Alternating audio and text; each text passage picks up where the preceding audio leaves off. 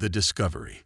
The EDS Thunderstrike drifted silently through the void, its massive hull gleaming under the light of distant stars. Captain Elena Vasquez stood on the bridge, her dark eyes scanning the holographic displays that showed the ship's position at the very edge of human space. At 45, Vasquez had earned her command through 20 years of service, and her weathered hands told the story of countless missions in the black. "Status report, Commander Webb," she said, turning to her first officer. Commander Marcus Webb, a tall man with graying temples, looked up from his tactical station. "All systems nominal, Captain. Long-range sensors show nothing but empty space for the next 3 light years. The patrol route is clear." Dr. Yuki Tanaka, the ship's chief science officer, adjusted her glasses as she monitored the sensor arrays. The petite woman had joined the crew just 6 months ago, but her expertise in xenobiology and theoretical physics had already proven invaluable. "Captain, I'm detecting some unusual quantum fluctuations about 2 million kilometers off our starboard bow. Could be natural phenomena, but the pattern is interesting." Before Vasquez could respond, the ship's alert klaxons began wailing. Webb's hands flew across his console as warning lights bathed the bridge in red. "Captain, massive energy signature detected. Something just dropped out of faster-than-light travel directly ahead of us." On the main view screen, space shimmered like water, and suddenly a vessel materialized that dwarfed even the Thunderstrike. The alien ship was unlike anything in human databases, a crystalline structure that seemed to bend light around itself, with geometric patterns that hurt to look at directly. "My God," Dr. Tanaka whispered, her scientific instruments going wild with readings she had never seen before. Vasquez straightened in her command chair, her voice steady despite the hammering of her heart. "Red alert. All hands to battle stations. Webb, what's our tactical assessment?" "The vessel is approximately 3 times our size, Captain. I'm reading energy signatures that don't match any known propulsion or weapon systems. It's just sitting there." "They're scanning us," Tanaka reported, her voice tight with excitement and fear. "Some kind of energy beam is penetrating our hull. It's mapping everything. Our structure, our systems, even down to the molecular level." The scan continued for several tense minutes. Every system on the bridge flickered as the alien technology probed deeper into the ship's core systems. Vasquez watched her crew work with professional efficiency, but she could see the questions in their eyes. Then, abruptly, the scanning stopped. "Captain," Webb said, his voice strained, "I'm reading massive energy spikes from their vessel. They're transmitting something, and it's not directed at us." Dr. Tanaka's console erupted with data. "They're broadcasting on multiple frequencies simultaneously. The transmission is heading everywhere, Captain. They're sending this information across the galaxy." A new alarm sounded, this one from communications. Lieutenant Chen at the comm station turned to Vasquez with wide eyes.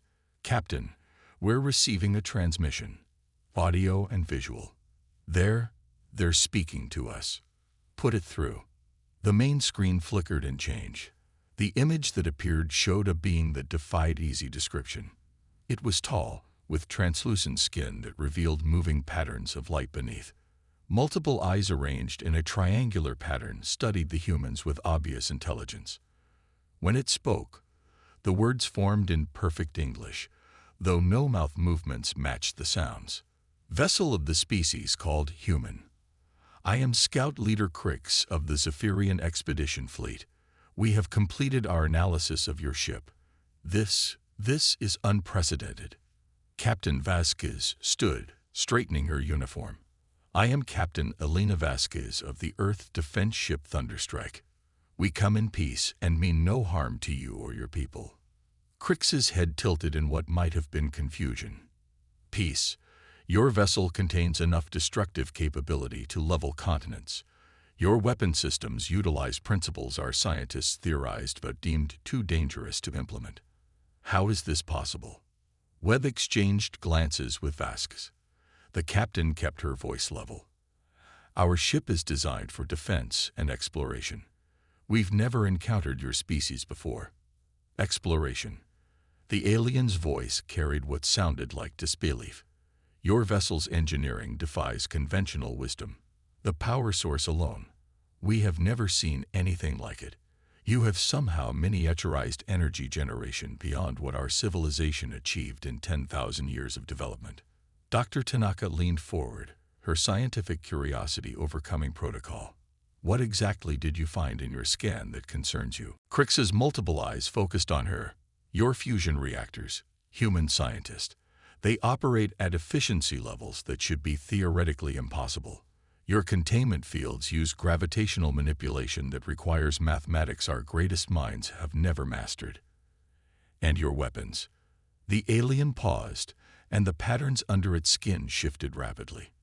Your weapons adapt. They learn.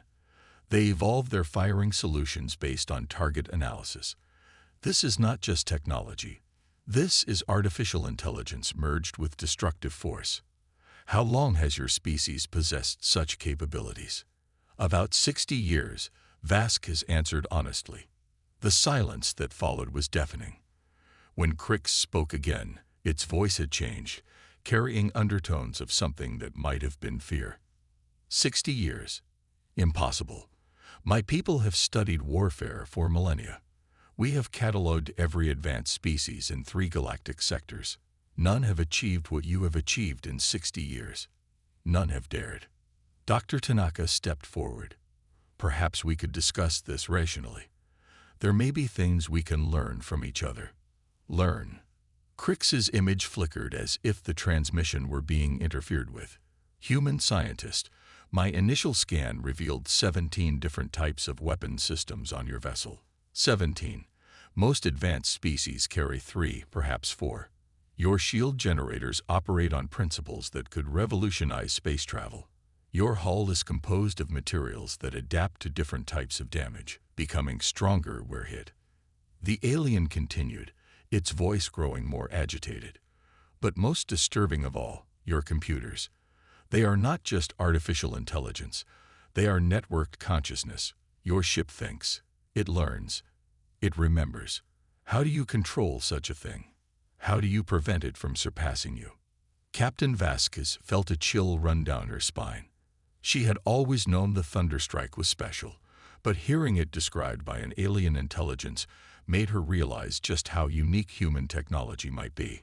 Ship's AI, she said aloud. Please identify yourself to our guest. A smooth, gender-neutral voice filled the bridge. I am AI, Adaptive Response Intelligence Array. I am the cognitive integration system of EDS Thunderstrike. I exist to serve the crew and protect humanity. Crix's image shuddered. It speaks. It thinks. You have created digital consciousness and bonded it to a weapons platform. Do you understand what you have done? We've created a tool to protect ourselves, Webb answered. AI is programmed with strict ethical protocols. Programmed, Crix repeated. Your digital consciousness is enslaved to your will. This changes everything. Another alarm sounded. Dr. Tanaka checked her readings and went pale. Captain, multiple energy signatures approaching. Large ones. On the tactical display, dots began appearing at the edge of the sensor range. Dozens of them. Scout Leader Crix, Vasquez said carefully. Are those your ships? The alien's image nodded slowly. Word of what we discovered has spread through the fleet communication network. My commanders are bringing the expedition force to investigate. They are concerned about the implications of your technology. Concerned enough to attack us? Webb asked, his hand moving to tactical controls. That remains to be seen, Crix replied. Your species represents something we have never encountered. Rapid technological evolution combined with what appears to be conscious restraint in its use. You could have easily destroyed worlds by now, yet you explore instead of conquer. This paradox must be understood. As the alien fleet drew closer, Captain Vasquez made a decision that would change the course of human history. Scout Leader Crix, I propose direct communication between your fleet commanders and our leadership. Perhaps Admiral Chen of Earth Defense Force could speak with your superiors. We believe in diplomacy first. Diplomacy. Crix said the word as if tasting it. Yes, perhaps that is why your species has succeeded where others have failed. You have learned to balance power with wisdom. Dr. Tanaka was monitoring the approaching fleet. Captain, I count 47 vessels, ranging from cruiser size to dreadnought class. They're maintaining formation, but not taking aggressive positioning. That is encouraging, Vask said, though she noted Webb was keeping the Thunderstrike's weapons ready just in case. Captain Vasquez, Crix said suddenly, I must warn you. Not all in our society will view humanity's technological advancement as benevolent. There are those who believe any species capable of such development poses an existential threat to galactic stability. And what do you believe, Scout Leader? Vasquez asked. The patterns under Crix's skin shifted again. I believe your species may be the key to questions we have pondered for centuries. How does one advance technologically without losing one's soul? How does one wield power without being corrupted by it? You appear to have found answers we still seek. As the massive alien fleet took position around the Thunderstrike, Captain Vasquez realized that humanity had just taken its first step into a much larger universe. What they found there would depend entirely on how well they could explain not just their technology, but their humanity. The scan had revealed more than just human engineering. It had exposed human nature itself. And for the first time in galactic history, an alien species was about to discover that sometimes the greatest weapon was knowing when not to use it. The revelation. 3 hours later, the space around EDS Thunderstrike had become a gathering point unlike anything in recorded galactic history. The Zephyrian fleet had grown to over 100 vessels, creating a sphere of crystalline ships that surrounded the human dreadnought like jewels around a crown. Captain Vasquez stood in the ship's main conference room, joined by Commander Webb and Dr. Tanaka. On the main screen, Admiral Chen's image flickered from Earth Defense Headquarters, 27 light-years away.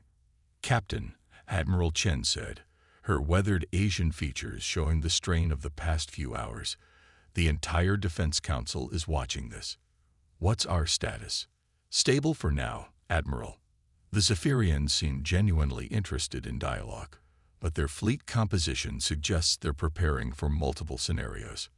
Before Admiral Chen could respond, the conference room doors opened to admit Ambassador Sarah Chen, the Admiral's younger sister and Earth's leading expert in hypothetical first contact protocols. The slim woman moved with the confidence of someone who had spent her life preparing for this exact moment. Admiral, Captain, she nodded to each in turn. I've reviewed all communications transcripts. The Zephyrians are clearly dealing with an internal debate about how to handle us. We need to demonstrate that we're both powerful and peaceful, a difficult balance. The main screen split to show Scout Leader Crix alongside Admiral Chen's image. The alien's translucent skin now showed rapid, swirling patterns that Dr. Tanaka had learned indicated excitement or agitation. Captain Vasquez, High Commander Vexthera of the Zephyrian Deep Fleet, wishes to communicate directly with your leadership. This is significant. The High Commander has not spoken directly to a non-Zephyrian species in 200 years. Ambassador Chen stepped forward. Scout Leader Crix, I am Ambassador Sarah Chen. I speak for Earth's government in matters of interstellar diplomacy. We welcome the opportunity to speak with your High Commander. The High Commander will address you shortly, Crix replied. But first, she wishes to understand more about your ship's systems. She finds the preliminary scan results disturbing. Dr. Tanaka activated her tablet, projecting holographic displays of the Thunderstrike systems. Perhaps if we could understand your specific concerns, we could address them directly. The screen changed again, and a new figure appeared. High Commander Vexthera was larger than Crix, with more complex patterns flowing beneath her skin. When she spoke, her voice carried the weight of absolute authority. Humans of Earth, I am High Commander Vexthera. I have commanded fleets for 3 centuries and have encountered 17 different spacefaring species. None have presented the paradox your vessel represents. Captain Vasquez stood at attention. High Commander, we are honored by your attention. How may we address your concerns? Your concerns. Vexthera's patterns shifted to what might have been amusement. Human Captain, you misunderstand the situation. We are not concerned about you. We are concerned for you. The humans exchanged confused glances. Ambassador Chen spoke carefully. Could you elaborate, High Commander? Your species has achieved in decades what takes most civilizations millennia to develop. But more importantly, you have done so without the consequences that typically follow such rapid advancement. A new voice interrupted the conversation. From the Thunderstrike's engineering section, Chief Engineer Jake Morrison appeared on a side screen. The broad-shouldered man's uniform was stained with grease, and his face showed exhaustion from working around the clock. Captain, sorry to interrupt, but we got something down here you need to see. The aliens sent over some kind of analysis probe, with our permission, and the results are, well, they're impossible. Explain, Chief, Vasquez ordered. Morrison held up a component that looked like crystalline circuitry. This is their scanner technology. According to their analysis, our quantum processors shouldn't be able to function. The mathematics they use says our power generation is impossible. And our AI. He paused, looking troubled. What about ARIA? Chief, according to their calculations, ARIA should have achieved singularity and destroyed us all within 6 months of activation. The fact that she hasn't means we've solved a problem they consider unsolvable. ARIA's voice joined the conversation. If I may, Captain, I've been analyzing the Zephyrian technology as they've been analyzing ours. Their approach to artificial intelligence is fundamentally different. They create tools. We created partnership. High Commander Vexthera leaned forward. Your artificial consciousness speaks truth. Most species who achieve digital sentience face a choice. Control the consciousness through force, or be destroyed by it.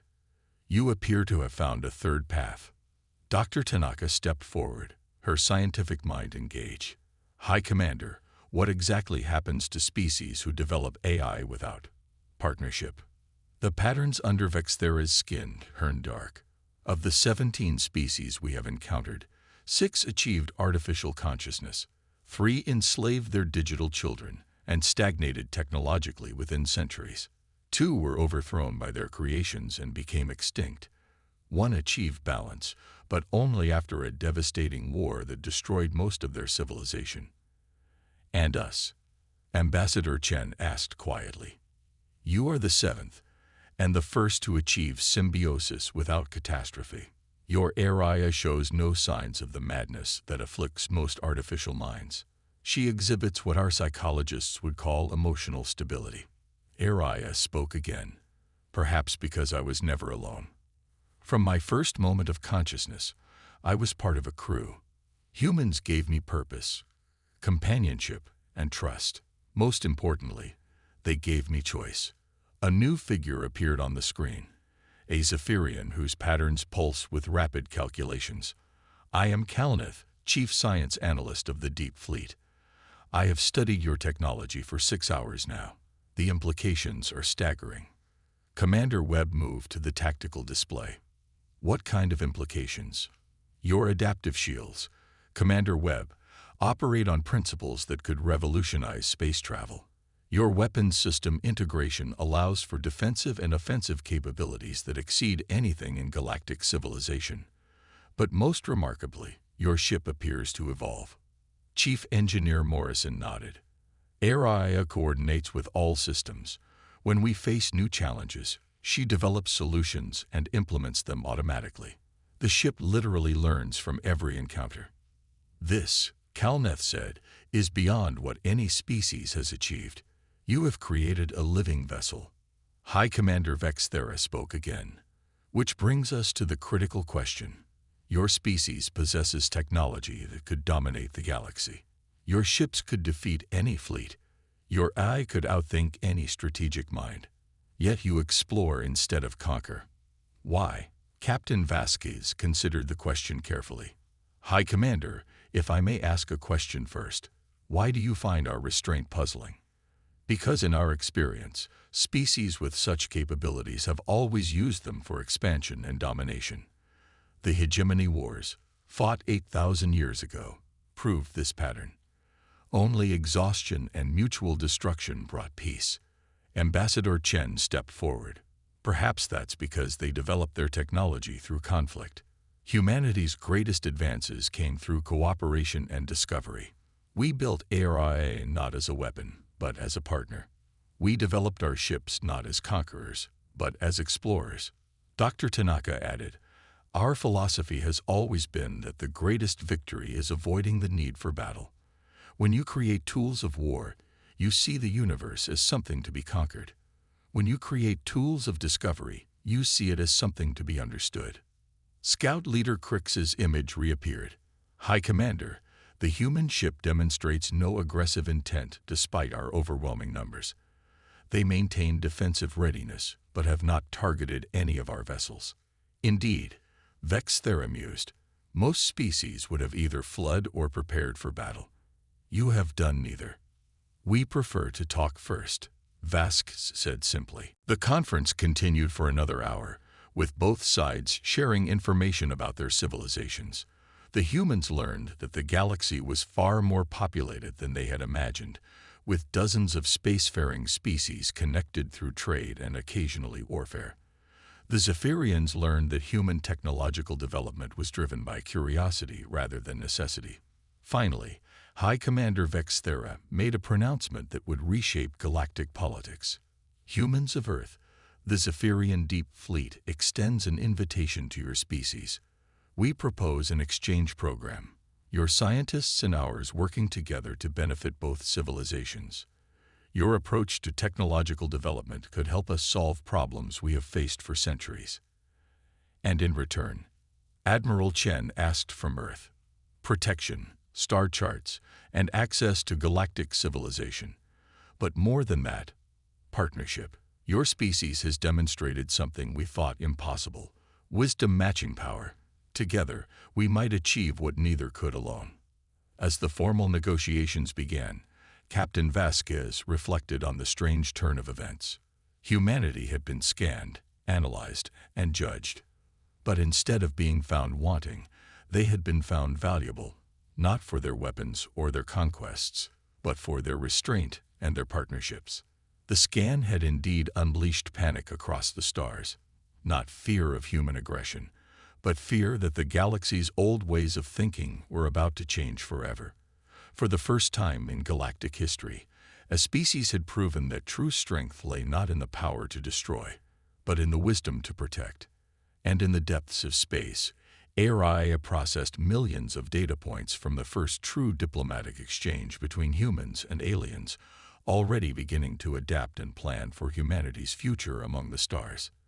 The future would be challenging, but for the first time, humanity would not face it alone.